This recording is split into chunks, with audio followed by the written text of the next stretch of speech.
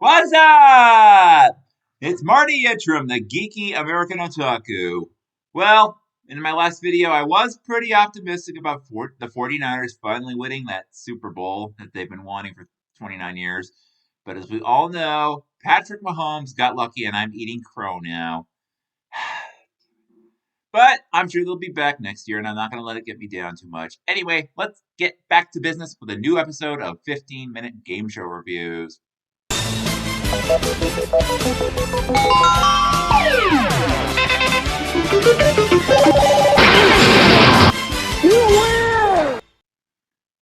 Well, I recently did a poll on my YouTube channel to determine which game show I was going to review next, and well, I'm reviewing the winner that received 44% of the vote. What's a 9-letter word for a game show from the 1970s and 80s that had celebrities and crossword puzzles? The answer, of course, is the Crosswits. From Hollywood, it's the Crosswits with number 1 across, Rita Moreno. Number 2 down, Nipsey Russell. Number 3 down, Misty Rowe. And number 4 across, Jack Riley.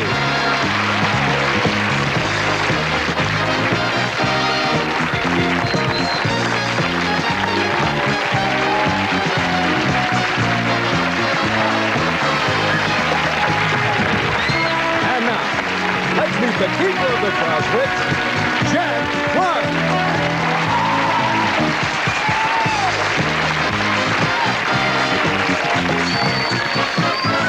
Hi, how are you? Good to be with you again. A decade before we had Scrabble on television, we had a different game show that featured celebrities teaming up with contestants, solving crossword puzzles to win prizes, including a new car. In fact, it was so well remembered at the time that it saw a 1-year revival in the mid-1980s. The Crosswits debuted in syndication on December 15, 1975, and ended its original run on September 12, 1980. And although it was a daily series, several stations aired it either weekly or twice a week, not 5 days a week. A second version, which was a daily series called the All-New Crosswits, began airing in syndication on September 8, 1986, and it aired its last episode in May of 1987. The latter version has been rerun on the Family Channel, now Freeform, in the summer of 1993, when it was part of the game show block on the Family Channel with Wink Martindale's Trivial Pursuit. It also aired on the defunct American Independent Network in 1997-98, and as recently as 2014 on the Game Show Network. The original 1975-80 version, however, even though it's still intact, has not been seen on TV since it ended more than 40 years ago. Anyway, the host for the original version was Jack Clark. Born in St. Joseph, Missouri in 1925, Jack served in World War II, and after the war, he moved to the San Francisco Bay Area and became a student at UC Berkeley. While there, he entered broadcasting, becoming a substitute announcer at KROW Radio in nearby Oakland, which is now Bloomberg-owned KNEW. After graduating from college in 1948, Jack worked as a CBS staff announcer, moving to New York in 1952, where for the next 20 years, he would become an announcer and substitute host on many game shows, most notably on the original Password, where, when the word was flashed on screen, Jack would whisper from off stage, "The password is henpecked." And he also subbed in for the show's longtime original host, Alan Ludden. He also subbed as the announcer on the original Price is Right with Bill Cullen. In 1973, he hosted the short-lived ABC game show 100 Grand, and then in 1974 hosted the more successful Dealer's Choice, which ran for nearly 2 years. Other game shows he announced for included Split Second, Tattletales, Three for the Money, Second Chance, the predecessor to Press Your Luck, and the new $25,000 Pyramid on CBS from 1982 to 85. He also hosted pilots for game shows that were not picked up, including an attempted 1985 revival of Now You See It, which CBS would revive in 1989 with Chuck Henry as host. In 1980, when it was thought that NBC would cancel Wheel of Fortune after 5 years, perish the thought, The show's original announcer, Charlie O'Donnell, left the show as he had previous obligations with Barry and Enright Productions, and Jack took over as that show's announcer. Needless to say, NBC didn't cancel Wheel, thank God. In 1983, Wheel concurrently premiered in nightly syndication and went on to become the most watched game show in TV history. Sadly, in 1988, Jack was diagnosed with bone cancer, but he continued to announce as long as he was able to until the end of the 1987-88 season. During that time, hosts Pat Sajak and Vanna White announced the theme plugs on the syndicated version. And when he was unavailable, Charlie O'Donnell and Johnny Gilbert began filling in as substitute announcers. Jack died at the age of 62 on July 21st, 1988.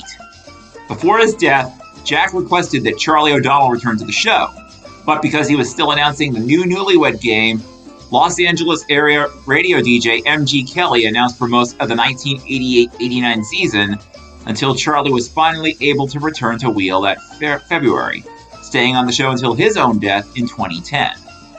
The original show also had a hostess named Jerry Fiala.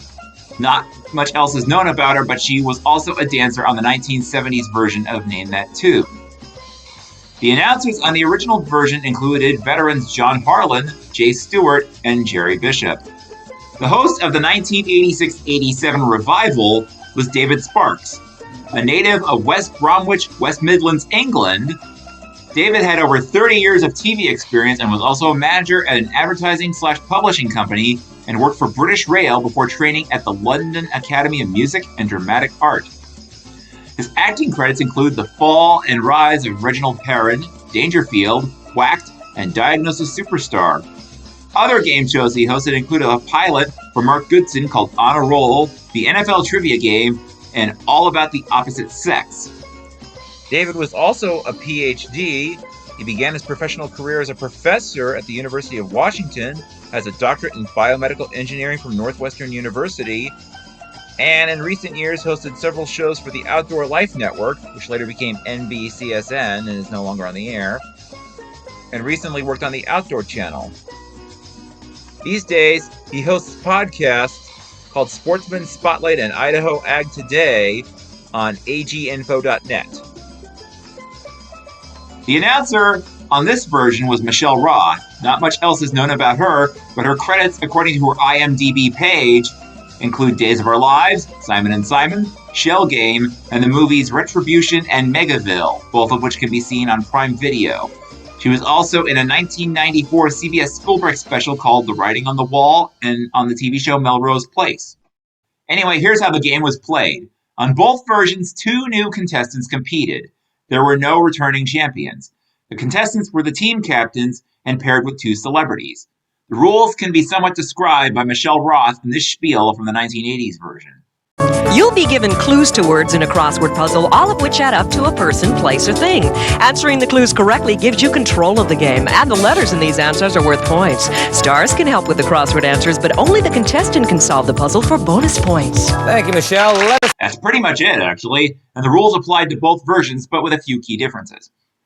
In the 1970s version, the category of the master puzzle was announced at the beginning of each round. The contestant captain of one team chose a word in the puzzle by number and orientation, for example, 2 across or 3 down, and they designated one celebrity to play that word. Since the original version was taped before computer graphics became the norm, it featured a manually operated game board that used backlit letter tiles which illuminated to show the letters in each word.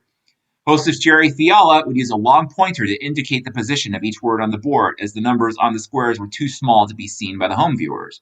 After Jack gave the clue to the word, the celebrity had 7 seconds to guess it. If they failed to do so, the captain was allowed to make a guess. If the captain also failed to solve the word, control then passed to the opposing team. The correct answer awarded 10 points per letter in the word. The captain could then either choose another word for the other celebrity on their team to try to guess, or try to guess the subject of the master puzzle. In the latter case, all 3 team members were given 7 seconds to discuss the puzzle, after which the captain and only the captain was allowed to make a guess. A correct solution awarded 100 points, while a miss gave control to the opponents. The team that was trailing at the end of any round had initial control for the next round. Starting in 1976, contestants won a prize for solving each puzzle, in addition to the 100-point bonus. From 1976 to 1979, the category of the master puzzle was not immediately revealed at the start of the first two rounds, as these were the car puzzles. The contestant who solved the first word was given the opportunity to try to win a car if they could guess the master puzzle with just that one clue. If they chose not to play for the car or they guessed wrong, Jack revealed the category. In case a car was won in the first round, the category of the puzzle would be revealed for the second round. In 1979, the car puzzle was only played during the second round with no discussion between the stars and the contestant, though the latter was given 5 seconds to decide on a response. The team who solved the puzzle in the first round began the second one. This change was intended to deter teams from deliberately tanking the first round in order to have a better shot at winning the car. Also starting in 1979, a team's captain who scored 1,000 points or more also won a $1,000 cash bonus. The game continued until time was called and the captain of the leading team won the game, though both contestants kept any prizes they won. Should time run out in the middle of a puzzle, only the team controlling the chosen clue at that time could answer the clue and then solve the puzzle for another prize, regardless of whether or not the contestant could win the game or not. The gameplay in the 1980s version was played the same way. However, the scoring was changed so that in the first round, contestants only received 5 points per letter in the word. So if 7-letter word was worth 35 points, for example, and they received 50 points for solving the master puzzle. These amounts were doubled in round 2 and doubled again in round 3. At one point, one of the words in the puzzle was a mystery word, and the player who solved it won a prize, theirs to keep, win or lose. By then, the game board for this version was entirely computer generated, and its color varied depending on the subject of the master puzzle. Red for a person, blue for a place, and gold for a thing. The bonus round on both versions was called the Crossfire round. The winning contestant had a choice of one of the two celebrities they were partnered with to play the round with. The goal is to solve 10 words in 60 seconds, and none of the words here were clues to a master puzzle. On the 70s version, the more words they got right, the more valuable the prize they won. If they got all 10, they then won the grand prize, which was usually a fabulous vacation. On the 80s version, the winner had a choice of any of the 4 celebrities on the show that day, and the game board was purple.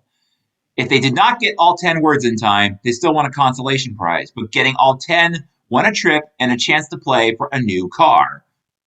In this part, the 3 celebrities who didn't play the Crossfire round were given boxes with the name of one of the 3 cars on stage. The champion picked the car they wanted, and they picked the celebrity they thought held the car that was on the card in their box. If they matched it, they won it. Win or lose, the trip was not at risk. For a time, the 4th celebrity was also a participant in the car round, and the corresponding 4th box was added to the mix. If that was chosen, it was worth an additional $1,000 cash to the contestant. And in the first 2 taped episodes of this new version, the car round was staged differently. Rather than holding the boxes containing the names of the 3 cars offered, the celebrities held the keys to each of the 3 cars. After choosing a celebrity, that celebrity attempted to unlock the chosen car's driver's door with their key. And if it opened, of course, they won it. And that's how both versions of the Crosswits were played. Now we grade it. The Crosswits was an interesting show. Of course, I never got to watch it until it aired in reruns on the Family Channel in the 90s as part of that channel's game show block that featured Trivial Pursuit with Wink Martindale. And of course, that was the 1986 version with David Sparks. I never even knew about the original 70s version with Jack Clark until a few years ago when I first saw it on YouTube. And needless to say, the original version was the better of the two. Of course, when it comes to game shows involving crosswords, I will always prefer Scrabble, which is coming back soon on the CW. And it better be a remake of the 80s version or it will bomb. I guarantee it.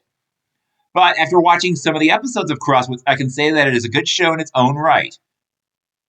Of course, the original version did debut nearly a decade before Scrabble, but it's not necessarily right for me to compare the two, since Crosswits is more based on the crossword puzzles you see in newspapers, whereas Scrabble is based on a well-known brand. Anyway, as I said, I prefer the 70s version of Crosswits. The 80s version was okay, but I feel like the 70s version had higher stakes, and they awarded prizes for solving the master puzzle and even gave away a cash bonus if they scored 1,000 points or more in the main game. The 1980s version was a little cheap in that respect, although they still offered a trip in the Crossfire round and a shot to win one of 3 different cars. But I do wish they actually gave away more money on both versions of this show. As for hosting, my opinion is that David Sparks wasn't as good as Jack Clark. Not to say David didn't try, and he seemed like a pretty nice guy, and he knew what he was doing, but he just seemed to lack the experience, charisma, and panache that Jack Clark had. Basically, he was pretty mid. As for Jack Clark, well, it's unfortunate he didn't host more game shows. He certainly had the style, the sense of humor, and leadership ability. He also had a good rapport with the celebrities on the show.